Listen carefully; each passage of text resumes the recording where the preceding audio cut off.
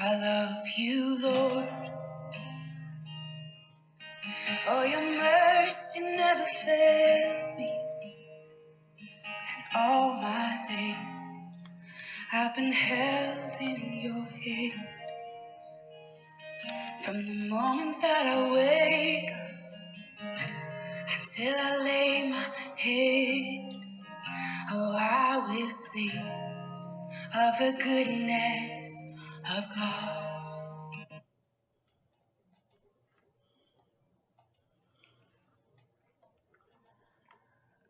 I was sitting at a women's circle, a Bible study group, talking about what had become my favorite topic, me.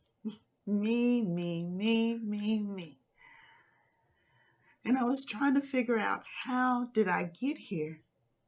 I was once Christ-centered. I was Christ-focused. But now I could not get me off of my mind. One of the ladies kindly said, "It's okay to be angry with God." My first thought was, what? But there was confirmation in my heart, and I knew that this was the truth. I was angry with God. This scared me because I did not want to be angry with God.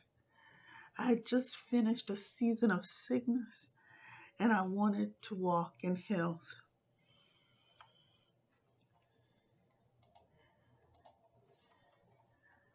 And I was afraid God was going to punish me or make me suffer because of this anger. I drove home from the circle thinking, I do not want to be angry with God. As I walked up to my house, I remembered another time I was devastated and angry with God.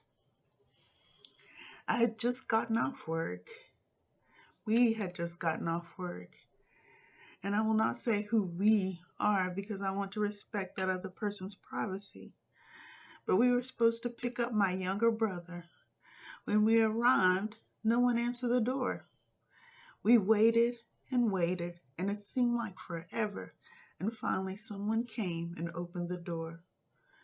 When we walked into the house, my brother was hanging on the bedroom door facing us. We rushed to him, and we got him down, and I began CPR. When the EMT arrived, they said he was dead. There were other major things going on in my life at this time. My eldest son was in the county jail awaiting trial because I believed that he should not plead. Another close family member was incarcerated also at the time. I could not fall apart, and I didn't. I did not cry. I did not grieve, but I could not get the image of my brother on that door out of my head. Every time I closed my eyes, the image of him was right there on the screen of my mind. I finally went to the doctor, and she prescribed me antidepressants. Fast forward 4 months, I went to visit my eldest son at the county jail, and he said, "Mama, I had this dream, and God is going to get me out." This is the same thing that God had been saying to me. It was like a weight had been lifted and a shift had taken place. It was time for my son to stand on his own. I got home and I cried and I cried. And then I realized I hurt so bad. I was angry. I was really angry at God and the people who I believed had hurt my brother. And although I could not walk away from God, I wanted to. But there was this open defiance to him, like, I'm not going to do anything that you say. I had the television on a Christian network station, and a minister came on. I cannot remember his name, but he too had suffered a loss, And at one point in time, he was angry with God. The pastor said something that truly changed my life at that time. He asked, "Are you prepared to go to hell behind this?" What? How did we go from "I am mad at you" to going to hell? No, no, no. Hello and welcome.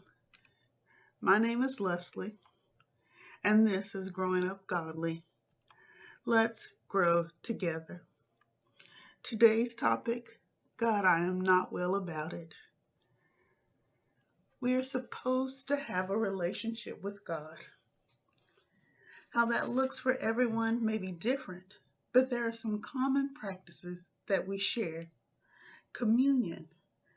This is prayer and communication and listening with our hearts and our minds. Time. When convenient, and yes, when it's not so convenient. Reading and meditating, thinking about the scriptures. And we should fellowship with other believers, other like-minded people.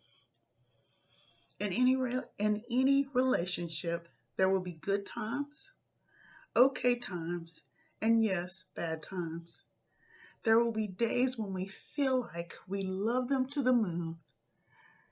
On other days, we are just going to walk in the love of God. That means we will love in action regardless of how we feel. Of course, there are those days that we get angry with loved ones and at God. This is a relationship. It's not rituals and sacrifices. When there is anger, the other person will eventually come to recognize it because anger is one of those emotions that is hard to keep hidden. Of course, with God, He already knows because He knows all things. So He, God, is waiting on us to realize that we are angry and to deal with the emotion. If one person in the relationship decides to remain angry, the relationship cannot survive. There will be the constant undercurrent of strife, passive-aggressive tendencies, and resentment.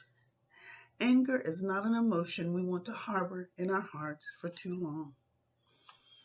Ephesians 4:26.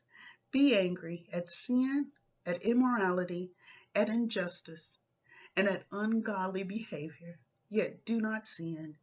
Do not let your anger cause you shame or allow it to last until the sun goes down.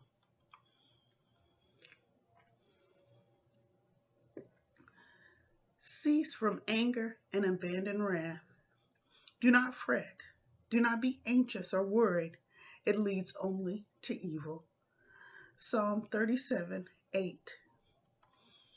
An angry man stirs up strife, and a hot-tempered and undisciplined man commits many transgressions. Proverb 29:22. And last, do not be eager in your heart to be angry, for anger dwells in the hearts of fools. Ecclesiastes 7:9. As a young adult, I always believed God was real. I thought that life was like a football game with God in the stands cheering us on. Hooray! Go! He never really interfered or did anything for our lives, but He was in the stands watching us play the game of life. This is so different from when I was a little kid.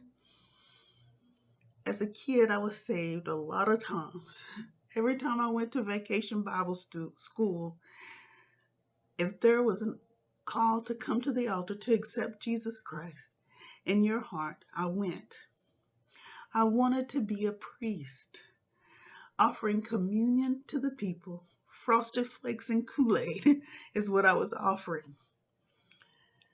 Two very different beliefs that I believe anger played a big part in shaping. During the circumstances with my brother, I believe I was less religious. I was fine with saying, God, I am angry with you and I don't want to do this anymore. The honesty was a good thing. Being upfront instead of faking and shaking was a good thing. Being angry with God is a sin thing. It is sin, period. Yes, God will help us deal with our emotions. He will help us heal, and He will help us move on from it. When we go through something, anything, we are not just supposed to deal, heal, and move on.